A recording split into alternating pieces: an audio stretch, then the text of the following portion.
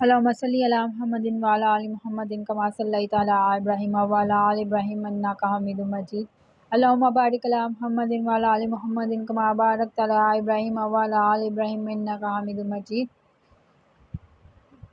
آج کی اس ویڈیو میں آپ کو دانت پیسنے کی بیماری کا علاج بتاؤں گی۔ بہت سے لوگوں کو دانت پیسنے کی بیماری ہوتی ہے رات کو، یہ بچوں اور بڑوں دونوں میں یکساں پائی جاتی ہے۔ بچے بھی اس کا شکار ہوتے ہیں، بڑے بھی اس کا شکار ہوتے ہیں۔ تو جو لوگ اس چیز سے پریشان ہیں، آج میں ان کے لیے ایک وظیفہ لے کر آئی ہوں۔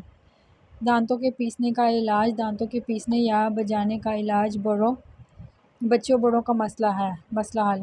دانتوں کا پیسنا اور اس کا بہترین علاج، بچوں بڑوں کا مسئلہ حل۔ دانت پیسنے کی بیماری آزمودہ وظیفہ۔ بہت سے لوگ رات کو بے چین ہوتے ہیں، اس وجہ سے سو نہیں پاتے ہیں دانت پیسنے کی وجہ سے۔ تو اس وظیفے سے انشاءاللہ آپ کو پرسکون نیند آئے گی۔ وظیفہ کیا ہے؟ خواب کی حالت میں دانت چبانے یا پیسنے کی عادت کا علاج۔ عظیم روحانی سائنسدان سربراہ سلسلہ اعظمیہ خواجہ شمس الدین اعظمی صاحب اپنی کتاب روحانی ڈاک جلد اول کے موضوع دانت پیسنے میں فرماتے ہیں، کسی نے سوال کیا، عرض ہے کہ کافی عرصے سے مجھ کو خواب کی حالت میں دانت چبانے یعنی دانت پیسنے کی عادت ہے۔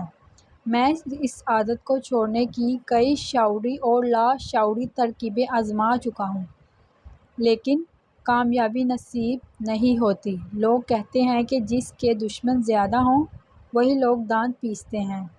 براہ کرم اس عادت کو چھوڑنے کی ترکیب بتا کر احسان عظیم فرمائیں۔ تو اس کا جواب انہوں نے کیسے دیا؟ جب آپ رات کو گہری نیند سو جائیں، گھر کے کوئی صاحب یا کوئی افراد آپ کے سرہانے کھڑے ہو کر اتنی آواز سے کہ نیند میں خلل واقع نہ ہو، یعنی آپ اٹھ نہ جائیں، بیدار نہ ہو جائیں، اتنی آہستہ آواز میں اپنے ایک مرتبہ سورۃ مریم کی پہلی آیات قاف ہا یا عین صاد، ٹھیک ہے، اس کو آپ نے علیحدہ علیحدہ پڑھنا ہے۔ کیسے پڑھنا ہے؟ قاف علیحدہ پڑھنا ہے، ہا کو علیحدہ پڑھنا ہے، یا کو علیحدہ، عین کو علیحدہ، صاد یعنی قاف ہا یا عین صاد، اس طرح آپ نے پڑھنا ہے، پڑھ دیا کریں۔ اس علاج کی مدت 21 روز ہے۔ صرف آپ نے ایک دفعہ پڑھنا، اول آخر درود شریف پڑھ لیں اور 21 روز تک یہ آپ وظیفہ کریں، تو انشاءاللہ عز و جل دانت پیسنے کی بیماری ختم ہو جائے گی۔